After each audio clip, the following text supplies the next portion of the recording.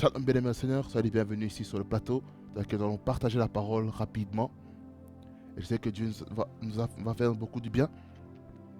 Je sais que Dieu va nous parler. Vous êtes prêts pour recevoir la parole de Dieu là où vous êtes? Nous prions, Seigneur, merci pour cette parole. Qu'elle va faire beaucoup du bien, sanctifie, purifie ta parole, afin que tu bénisses chacun qui écoute, Seigneur, cette parole. Je prie que ton onction soit manifeste, que tu puisses toucher quelqu'un au nom de Jésus-Christ, que la révélation de qui tu es soit manifeste, afin que ton peuple soit délivré au nom de Jésus. Amen. Rabassograsta barakrasto gebeske bababa. Luc 11, 24 à 28, et puis Jean 8, 31 à 32, il dit: lorsque l'esprit impur est sorti d'un homme, il va dans des lieux arides pour chercher du repos. N'en trouvant point, il dit: je retournerai dans ma maison d'où je suis sorti. Et quand il arrive, il la trouva balayée et ornée. Alors il s'en va et il prend cet autre esprit plus méchant que lui. Il entre dans la maison, s'établisse, et la dernière condition de cet homme est pire que la première. Tandis que Jésus parlait ainsi à une femme, élevant la voix du milieu de la foule, lui dit: heureux le sein qui t'a porté, heureuse les mamelles qui t'ont allaité. Et il répondit: heureux plutôt ceux qui écoutent la parole de Dieu et qui la gardent. Amen. Jean 8, rapidos. Jean 8, 31, 32, il dit: et il est aux Juifs qui avaient cru en lui. Si vous demeurez dans ma parole, vous êtes vraiment mes disciples. Vous connaîtrez la vérité vous affranchira. Alors, nous allons entrer maintenant dans notre vif du sujet. Ce que c'est la délivrance. C'est quoi la délivrance, mes bien-aimés? C'est quoi la délivrance? La délivrance, écoutez-moi très bien. La délivrance, c'est le fait de dépeupler le royaume des ténèbres et faire peupler le royaume de lumière.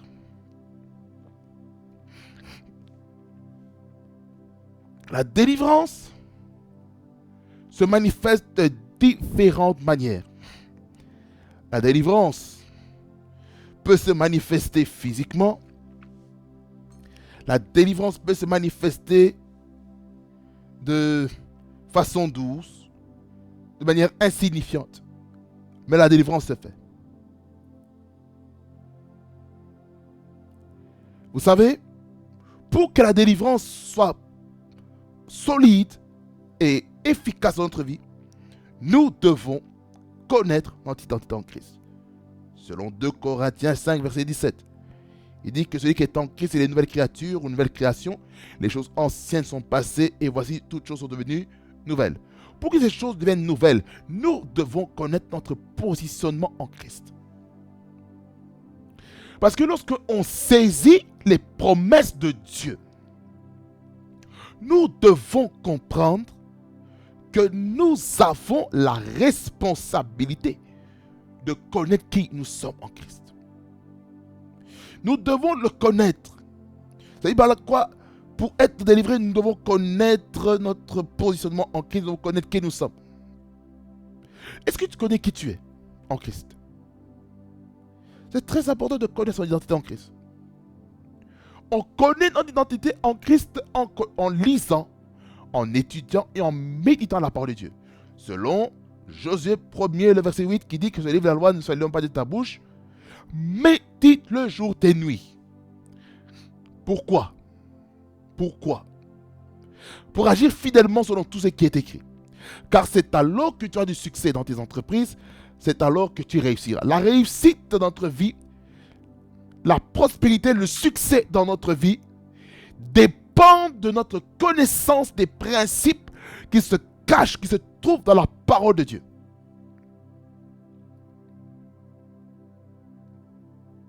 Certains, par exemple, ils vont dire: oh non, pour réussir dans la vie, il ne faut pas donner de dîme.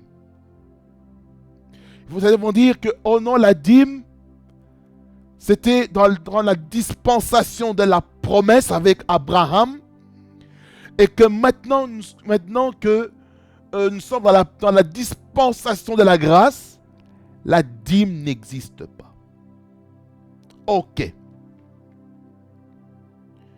Nous devons comprendre que on ne prend pas la parole de Dieu juste partiellement. On doit prendre la Bible dans son entièreté. La dîme est très importante. Ça va servir à quoi la dîme? Ça va servir à entretenir le temple. Est-ce que vous savez qu'il y a des principes dans la Bible qui se trouvent dans l'Ancien Testament qui est toujours d'application même dans le Nouveau Testament? Mais il y a certaines pratiques dans l'Ancien Testament, on ne doit pas le faire dans le Nouveau Testament. Comme tuer les animaux. Parce que tuer les animaux était une manière maintenant une manière pour se repentir, pour demander pardon, se consacrer à Dieu, se purifier, se sanctifier, se consacrer, se mettre à part pour le Seigneur, en mettant l'huile, le sang des boucs sur les poteaux et les lettres des portes. Ça c'est dans la première mention de la Pâque, dans Exode 12, et puis à ceci, et puis à cela. Là, ceci n'est pas mon sujet. Mais je vais vous faire comprendre que l'Ancien Testament, c'est l'ombre des choses qui vont arriver dans le Nouveau Testament. Maintenant, lorsqu'on parle de la dîme, nous devons comprendre ceci, qu'il y a différents types de dîmes. J'ai déjà parlé un petit peu. Des types de dîmes. J'en ai déjà parlé. La dîme des 10% que nous connaissons très bien, qui à l'époque servait d'impôt des 11 tribus d'Israël, qui le reversaient dans la tribu des Lévites, les Lévites. Et c'est les Lévites qui pouvaient en bénéficier parce qu'ils n'avaient pas de droit de sol. J'ai déjà expliqué ça. Les 10%. Ensuite, il y a les dîmes des dîmes. Ça veut dire, ceux qui sont dans le temple, il y a encore un dixième de dixième qui part aussi maintenant pour le souverain sacrificateur, comme Aaron et ses fils, ceux qui servent dans le temple. Ensuite, il y a la dîme un petit peu du pèlerinage, qui est utilisée tous les 3 ans. Ensuite, il y a la dîme qui est destinée aux pauvres, aux orphelins, qui est destinée aussi aux veuves. Vous voyez? Cette dîme-là n'était pas pour nous, mais c'était pour les autres. C'est-à-dire qu'il y a certaines dîmes qui n'est pas destinée pour l'église, mais qui est destinée à faire des œuvres caritatives. Ce sont des œuvres sociales. Ma question est ceci. Est-ce qu'on fait encore des œuvres sociales à l'église? Très peu. C'est très important, même si on peut être prophétique. Mais les œuvres sociales est très important. Ferme la parenthèse, je retourne à la délivrance. J'étais dans le premier point qui s'intitule « La connaissance de son identité et de son positionnement en Christ ». Avec ça, on peut être délivré facilement parce qu'on connaît qui nous sommes en Christ. En disant que si on est en Christ, nous sommes une nouvelle créature. Que les choses anciennes, les habitudes du passé, ce que le diable a mis dans nos pensées sont passées et que toutes choses à partir de maintenant sont devenues nouvelles. Raison pour laquelle, lorsqu'on lit maintenant Jérémie chapitre 1er, le verset 10, il nous dit ceci: regarde, je t'établis aujourd'hui sur les nations. Là, on parle à qui? On parle au prophète Jérémie. Pour comprendre le contexte. Il dit, je t'établis aujourd'hui sur les nations et sur les royaumes. Quand on parle des nations, on parle de pays. Sur les royaumes, on parle de style, le modèle de gouvernement. Ça veut dire par là quoi? Que Dieu avait donné à Jérémie l'autorité sur les nations et sur les gouvernements du monde entier. Pour que tu arraches et que tu abattes, pour que tu ruines et que tu détruises, pour que tu bâtisses et que tu plantes. Ces termes sont des termes apostoliques. Ça veut dire par là quoi? Dans la délivrance, nous devons arracher tout ce que le diable a mis dans nos pensées, dans nos raisonnements. Nous devons abattre les forteresses. Nous devons ruiner et détruire les plans de l'ennemi qui sont prévus par rapport à notre vie pour que nous puissions bâtir et planter la volonté parfaite de Dieu dans notre vie pour que cette délivrance soit pérenne, soit manifeste. Écoutez-moi bien. Le diable combat la vérité. Comme il est écrit dans Jean 8, 31 et 32, sur le verset 32, qui dit que vous connaîtrez la vérité et la vérité vous affranchira. Dans d'autres versions, on dit vous connaîtrez la vérité et la vérité vous rendra libre. Donc ça veut dire par là quoi? La délivrance, c'est pour rendre libres les captifs. Il se peut qu'on soit serviteur de Dieu et être dans des chaînes dans certains domaines. Il se peut qu'on peut être serviteur et homme de Dieu. Mais dans notre comportement, dans notre système de pensée, le diable continue toujours à jouer avec nous. Il est possible de prêcher à la foule et être possédé des démons. Il est possible. Alors, qu'est-ce qu'il faut faire? Premièrement, nous devons connaître qui nous sommes en Christ. La connaissance en Christ va nous permettre d'expérimenter la délivrance totale dans notre vie. La deuxième chose, pour que la délivrance soit aussi palpable, nous devons renoncer aux œuvres mortes.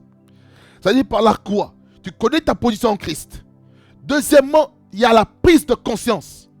Tu prends conscience de qui tu es. Lorsque tu prends conscience de qui tu es en Christ. Là, troisièmement, tu renonces aux œuvres mortes. Par le moyen de la repentance. Par le moyen de la rémission des péchés. Tu renonces cela. Et là, il y a maintenant aussi une notion de auto-délivrance. Dans la délivrance, il y a la délivrance de manière externe. C'est-à-dire que quelqu'un d'autre, un pasteur ou ton père spirituel prie pour toi. Il prie pour toi pour chasser les démons, pour que tu sois libre totalement. La délivrance, écoutez-moi bien. La délivrance vient lorsqu'on connaît notre identité en Christ. Ça dit par là quoi? Il y a des choses dans ta vie que tu vois. Tu vois que là, ça ne va pas. Tu demandes à Dieu la délivrance. Autodélivrance. Ça veut dire par là quoi? Qu'est-ce que tu dois renoncer dans ta vie? Regarde ta vie. Comment tu es? Qu'est-ce que tu dois renoncer? Je sens l'onction de Dieu. Qu'est-ce que tu dois renoncer? Regarde ta vie. Est-ce que c'est le mensonge? Renonce au mensonge. Et tu vas voir ce que tu vas faire avec dans ta vie. Tu renonces à ces choses et puis tu demandes de l'aide au Saint-Esprit de t'aider à ne plus retourner au vomi. Alors,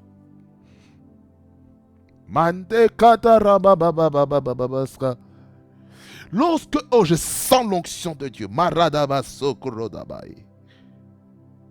lorsque on renonce aux choses qui nous lient, et bien le diable ne va pas vous lâcher. Hein? Cela demande une connaissance de son identité en Christ. Je sens l'onction de Dieu.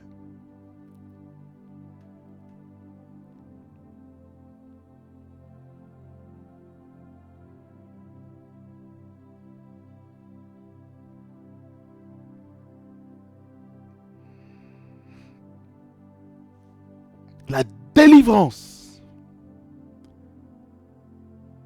L'autodélivrance. Je parle de l'autodélivrance maintenant. L'autodélivrance. C'est-à-dire c'est toi-même qui entreprends cette démarche d'être libre.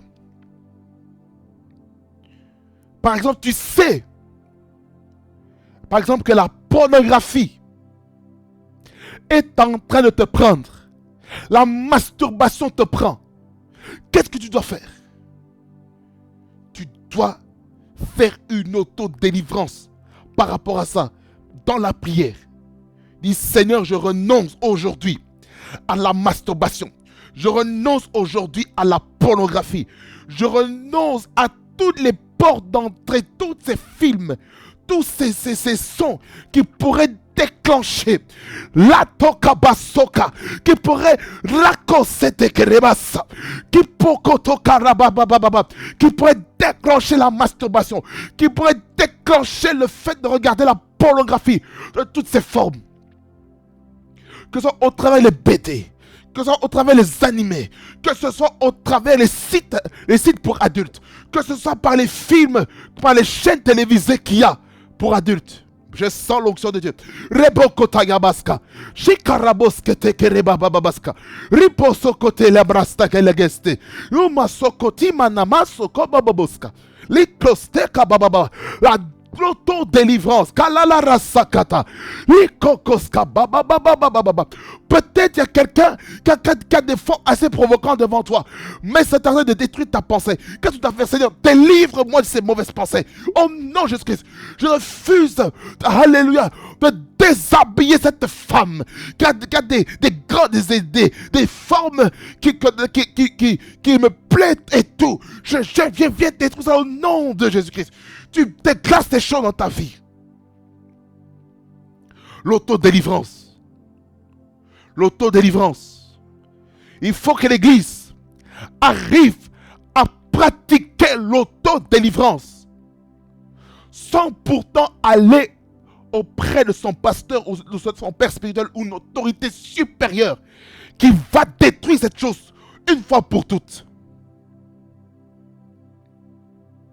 L'autodélivrance. L'autodélivrance. Peut-être tu es revêtu d'un mari de nuit ou de femme de nuit ou des esprits succubes et incubes. Tu déclares l'autodélivrance de ces choses. Kalabos kata kitos tegai. Tu déclares l'autodélivrance de toutes les principautés des ténèbres, de tout esprit impur. Tu déclares l'autodélivrance sur ta vie. Tu déclares l'autodélivrance.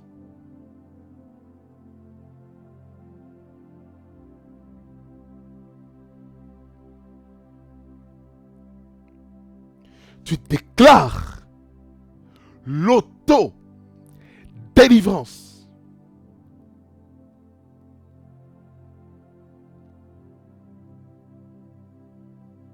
L'autodélivrance. Le mensonge. Tu sais que c'est en toi. Et tu sais que ça peut te détruire. Alors, tu dois te dire, Seigneur, je détruis, je chasse cet esprit de mensonge. Je refuse que l'esprit de mensonge habite et demeure en moi. Tu dois le déclarer avec foi, avec ferveur, avec détermination. Tu dis, moi et toi, c'est terminé. Mensonge, toi et moi, c'est terminé. Peut-être toi, c'est l'endettement, le surendettement.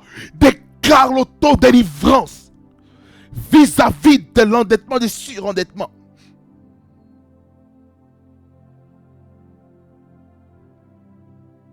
Je sens une kaposka, une forte onction de Dieu. Marabasokotaya bababaskata. Lorsque je parle de l'autodélivrance, il y a des choses qu'on n'a même pas besoin de t'imposer les mains. Parce que tu t'es auto-délivré. Parce que tu as pris conscience de qui tu es en Christ. Lorsque tu connais qui tu es en Christ, la délivrance viendra facilement, de manière externe comme aussi avec le kabakumo comme ampo oko malalasha. Que ce soit que ce soit au travers une personne qui prie pour toi pour chasser les démons, pour que tu sois libre. Marege kakabasco ezofada lo krasto melega lo krasto blekera brakote preste gaba la cross to Lord de pray rakrust kabakobo boskite brakoto brak de bos dagay rokokos kaba kabo kabo kabo kabo kabo kabo poboskiba Sagadeus kopa funtikia poti fantuka mbato lokrataka mbalateka. Il y a des choses. Haya papokota. Lorsque tu connais que tu es en Christ. Là maintenant tu seras libre. Vous connaîtrez la vérité vous affranchira. N'est-ce pas? La vérité. La vérité c'est qui tu es en Christ. C'est ça ta vérité.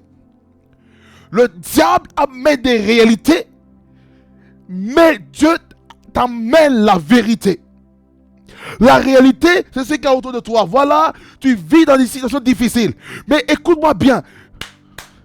Mais quand tu décides d'être délivré, d'avoir une autre délivrance, des réalités que le diable t'amène pour détruire ta foi, détruire ton focus sur Jésus-Christ, l'auteur et le consommateur de notre foi, parce que notre regard est fixé sur Jésus-Christ. Comme il est écrit dans Hébreux chapitre 12. Hébreux chapitre 12. Hébreux chapitre 12, verset 1er à 2. Il dit, nous donc aussi, puisque nous sommes environnés d'une si grande nuée de témoins. Là, on parle un petit peu. Les témoins ici, c'est par rapport on parle ici des témoins de la foi. Commençant d'Abel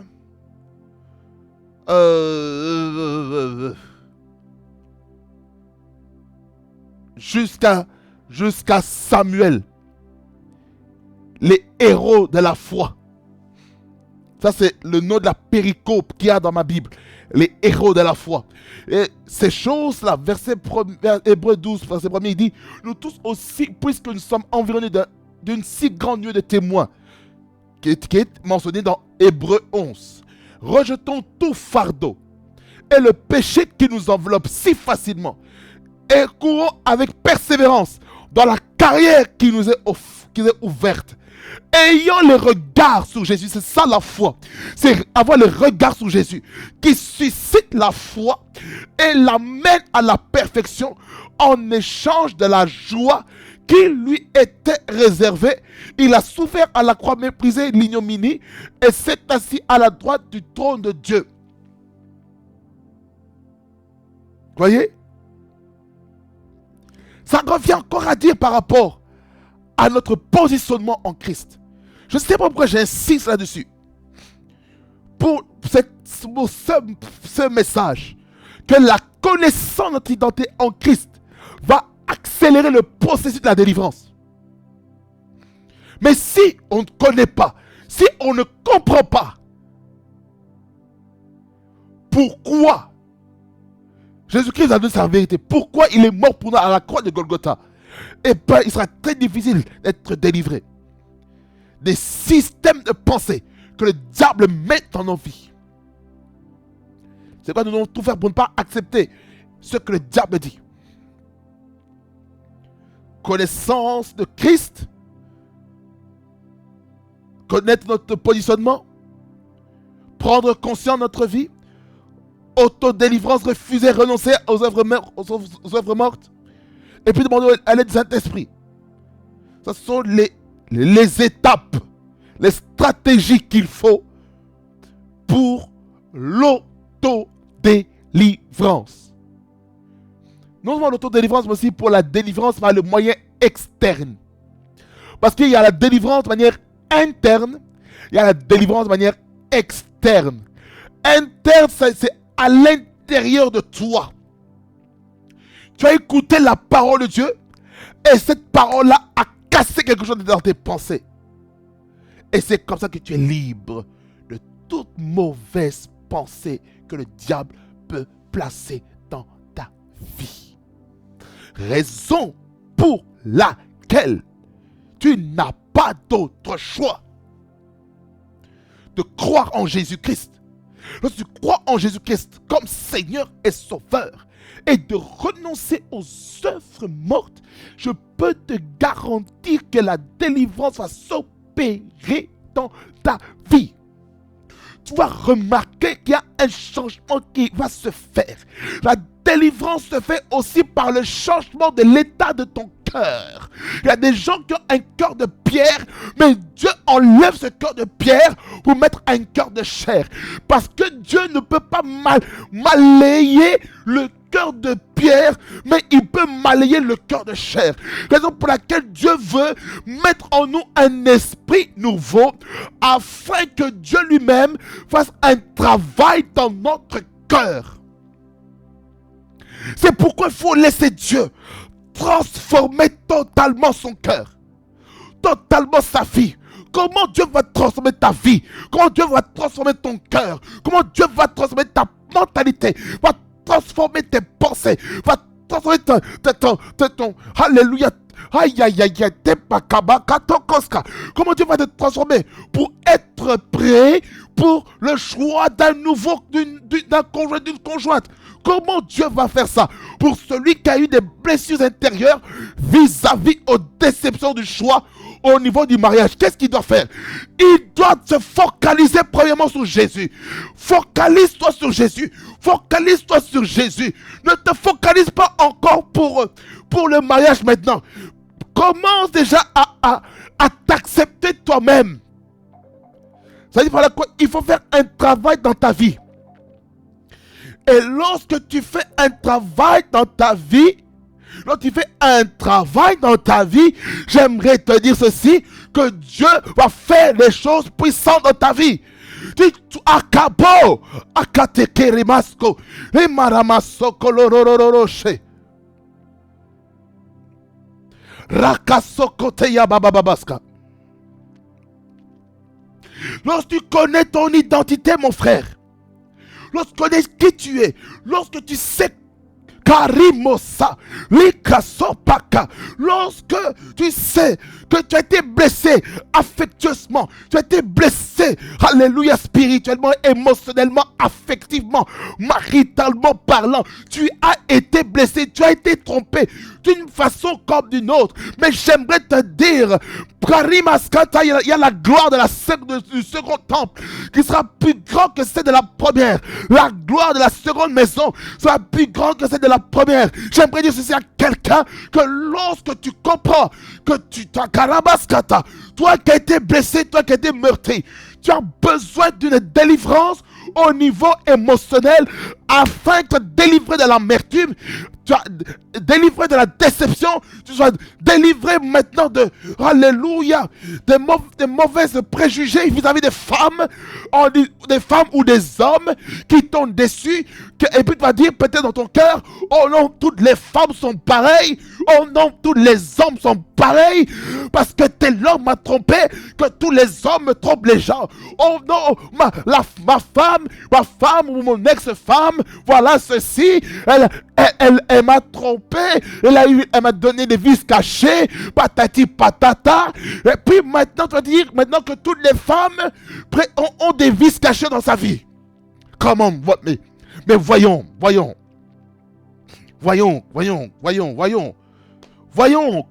comment non? Si on connaît notre identité, si on laisse le Saint-Esprit nous guérir intérieurement, je peux vous garantir qu'il y a quelque chose de fort qui va se passer dans notre vie parce que on a décidé d'être guéri dans son âme. My God, savez-vous que la guérison de l'âme fait partie aussi de la délivrance? Quelqu'un qui est blessé, il est dans la présence de Dieu. Dieu le touche. Il commence à pleurer. La délivrance peut venir ici par les larmes. C'est une délivrance. Ça veut dire que tu te décharges du fardeau. When the glory comes, cadabrase. There be no word to say. Katos. Mateke. Oh.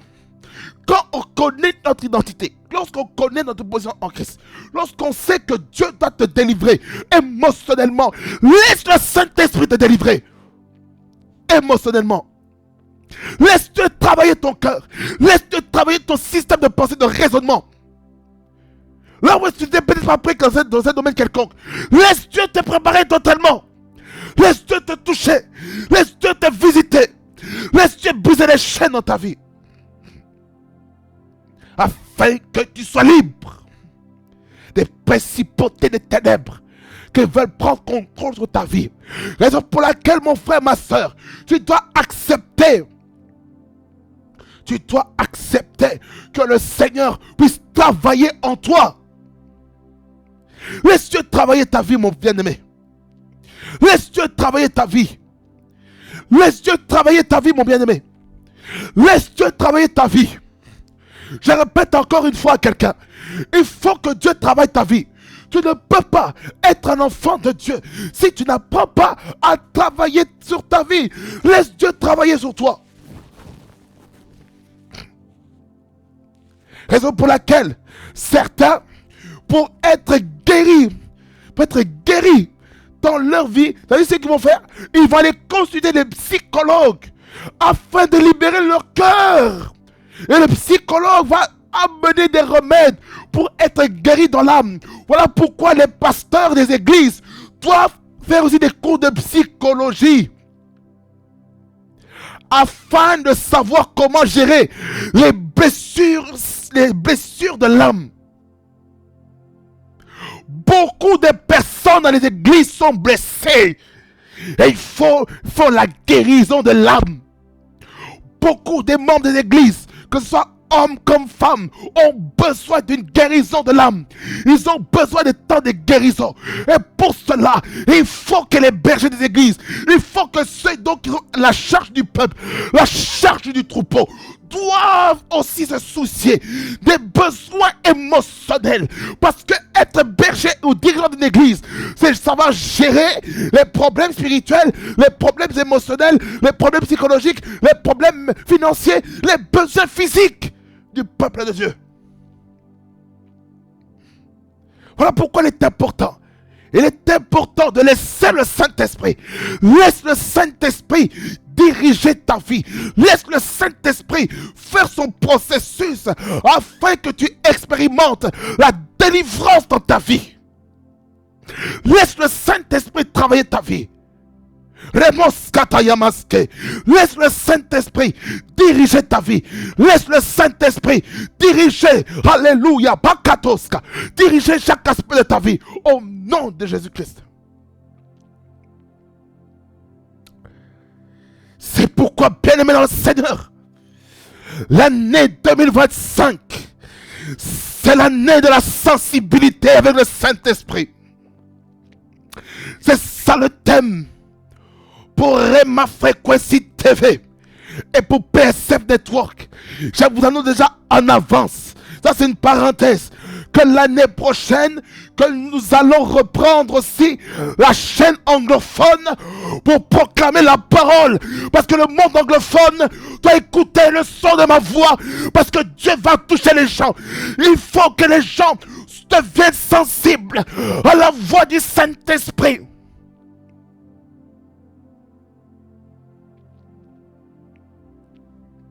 C'est pourquoi il faut laisser le Saint-Esprit diriger ta vie.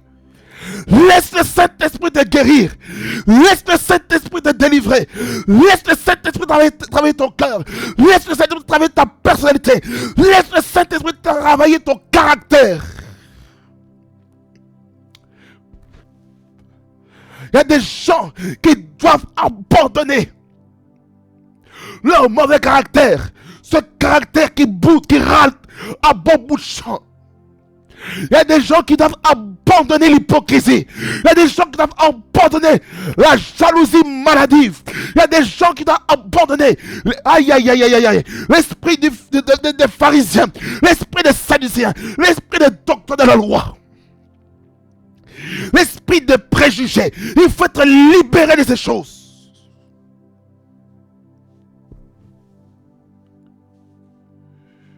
Le diable, qu'est-ce qu'il fait? Qu'est-ce qu'il cherche? Le diable fait tout pour garder les hommes et les femmes captifs dans son royaume.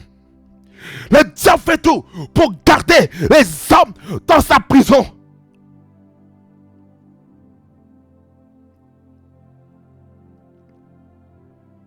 Et vous pensez que Dieu aime ça? Que les enfants de Dieu soient emprisonnés dans le royaume des ténèbres à cause du système de pensée, des raisonnements, à cause des choses que le diable est en train de vous montrer, par les réalités de ce monde, les réalités que nous sommes en train de vivre dans nos comptes bancaires, dans le lieu du travail, que ce soit dans nos relations, dans l'église, que ce soit au niveau du ministère, au niveau de l'appel, au niveau de nos familles, au niveau de la société. Vous pensez que Dieu est d'accord avec ça? Non. Il faut que quelqu'un comprenne son identité en Christ pour être libre totalement. Il faut être libre des chaînes. Dans quoi le diable t'a retenu captif? Peut-être que ce sont les réalités de ta famille. Comme certains appellent beaucoup les liens de famille. Moi, je ne prêche pas les liens de famille. Moi, je prêche la révélation, la connaissance et son positionnement en Christ. Lorsque tu connais ton identité en Christ, lorsque tu connais ton positionnement en Christ, j'aimerais te dire, tu ne penseras même plus jamais aux réalités de ta famille, aux réalités territoriales, aux réalités de ta ville, aux réalités de ta province, aux réalités de ton département, aux réalités de ta région, aux réalités de ta nation, aux réalités de ton continent.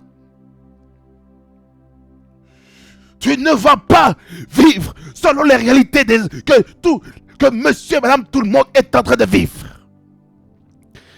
Tu dois vivre une vie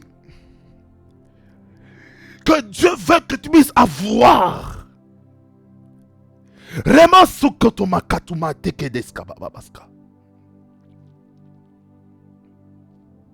Le Saint-Esprit insiste sur la connaissance de notre positionnement en Christ pour être délivré. Je le sens fortement dans mon cœur. Lorsqu'on connaît qui est Jésus pour nous, on va plus se faire avoir par le diable.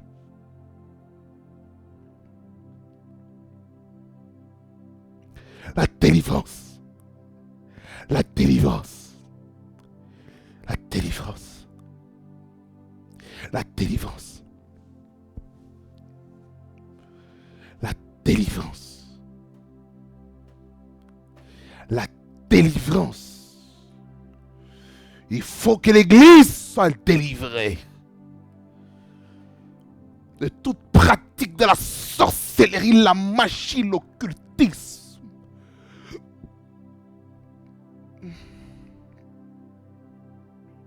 Il faut que l'Église soit délivrée de la médisance.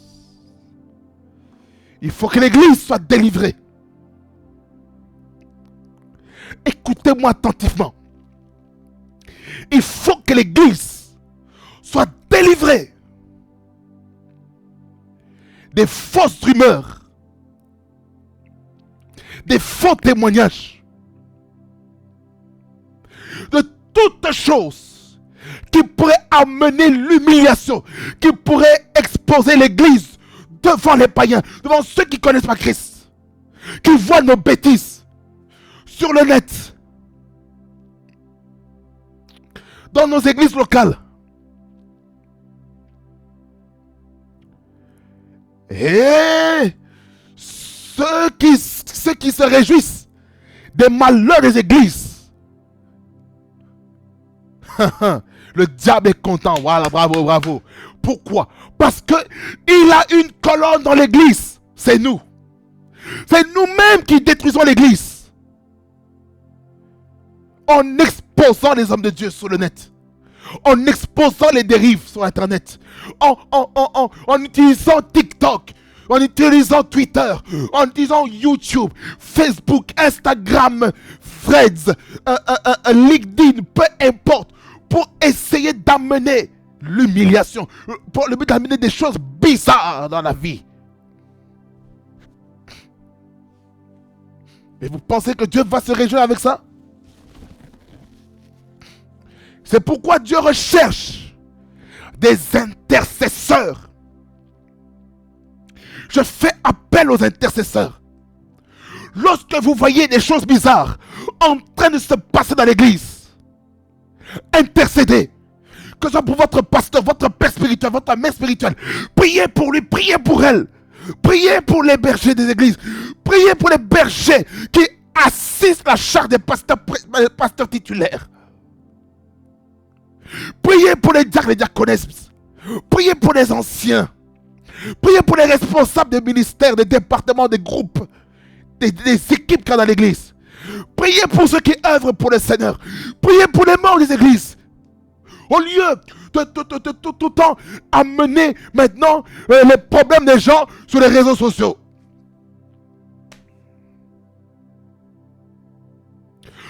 Écoutez-moi bien. Que ce soit personne publique comme personne privée. Nous devons tout faire pour éviter que notre vie privée et notre vie publique puissent faire fuir les âmes pour venir dans la maison de Dieu. Parce que la moisson, elle est grande, il y a peu d'ouvriers, il faut que Dieu envoie les... Aïe, aïe, aïe, il faut que le Seigneur de la moisson envoie les ouvriers dans la vigne. Pour gagner les âmes. Mais comment voulez-vous qu'on gagne les âmes, bien aimé dans le Seigneur, si nous-mêmes on se détruit? Écoutez-moi bien, l'église a besoin de la délivrance de son mauvais caractère, de son mauvais comportement. La délivrance. Il y a la délivrance individuelle, il y a la délivrance collective. Et collective, mais aussi corporative. Il faut une délivrance massive pour que l'église soit libre des jougs de l'ennemi.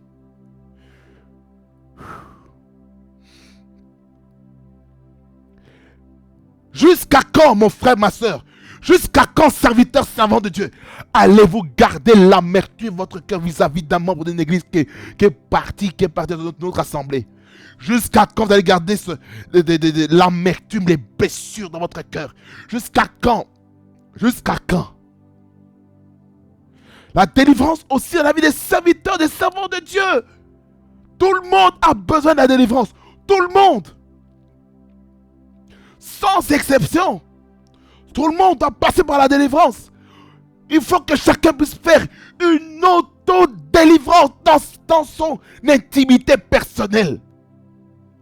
Tu connais ta vie. Tu sais comment tu vis ta vie. Tu peux peut-être être à la tête d'une bergerie à l'église. Tu connais ta vie. Tu sais comment tu as vécu ta vie. Tu sais comment tu penses de ton frère, de ta soeur. Tu sais comment tu tiens de réfléchir par rapport à un membre de l'église qui est sous ta responsabilité. Tu sais comment ces choses seront se faire. Alors, chacun doit se repentir. La repentance, c'est la première étape pour être délivré. Écoutez-moi bien. Une fois que vous êtes délivré, il y a une seconde, il y a l'après-délivrance ou l'après-autodélivrance. Qu'est-ce que nous devons faire? Nous devons être spirituellement occupés avec le Seigneur. Dans le service, dans le travail, dans tout ce qu'il faut.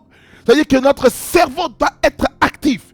C'est-à-dire qu'il ne faut pas que notre cerveau, notre système de pensée soit oisif.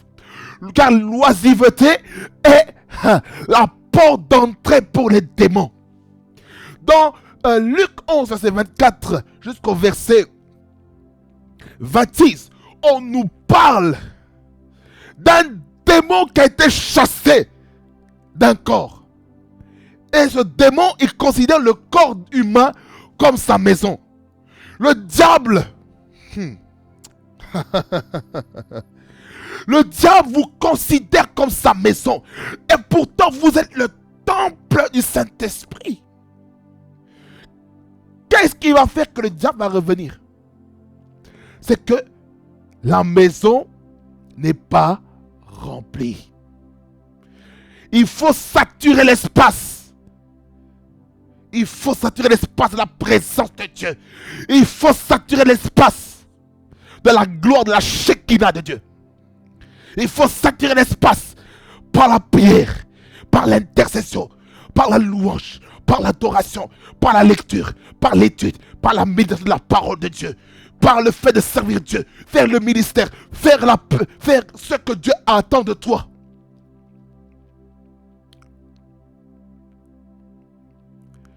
Mais si tu n'es pas spirituellement occupé, c'est là où le diable va t'avoir. Voyez la loisiveté que David avait. Lorsqu'il a envoyé ses subalternes de l'armée pour aller se battre, et lui il est resté derrière. Il a vu qui? Bathsheba, une belle femme. Donc là, il a eu un film pornographie ouvert. Pas besoin de payer. Il est allé auprès de cette femme, ils ont couché ensemble. Ils ont commis, il a commis quoi? L'adultère. Et le mari de cette femme, Bathsheba, qui s'appelle Uri. Uri a eu un complot afin qu'on détruise sa vie, afin qu'on le tue, afin que David puisse épouser cette femme, Bathsheba. Conséquent de ça, Bathsheba a donné naissance à son enfant. Cet enfant est mort. Dû à quoi? À l'adultère, dû à l'œuvre, au mauvais plan qu'il a fait vis-à-vis de Uri. La loisiveté, qu'est-ce qui s'est passé encore? Samson, dans lequel il a révélé le secret de sa force. Pourquoi?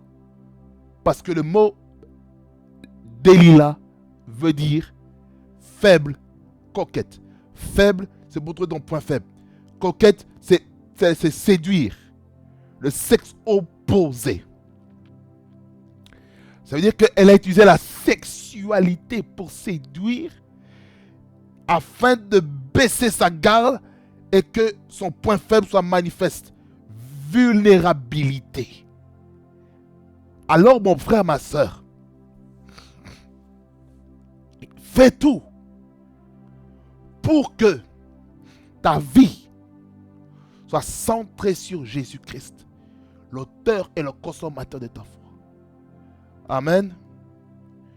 Que le Seigneur nous aide à être des hommes et des femmes qui vont chercher la délivrance, l'autodélivrance et préserver la délivrance et l'autodélivrance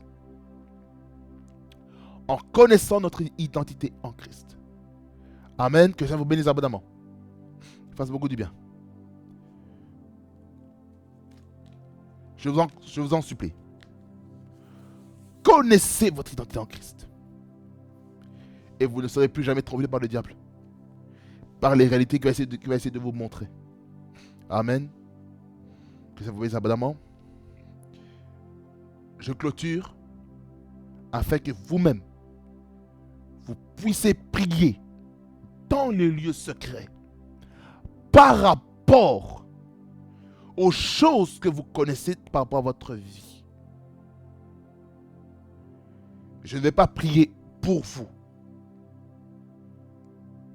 Mais vous-même, vous connaissez. La seule prière que je vais faire maintenant, c'est celle-ci. Seigneur, je prie pour ton peuple. Afin que ton peuple, Seigneur, puisse entrer en eux-mêmes afin de savoir, afin de lister les choses qui les lient, les choses qui les empêchent d'avancer avec le Seigneur, afin qu'ils soient délivrés internement par la connaissance en Christ, au nom de Jésus-Christ. Et si, Seigneur, L'autodélivrance ne marche pas.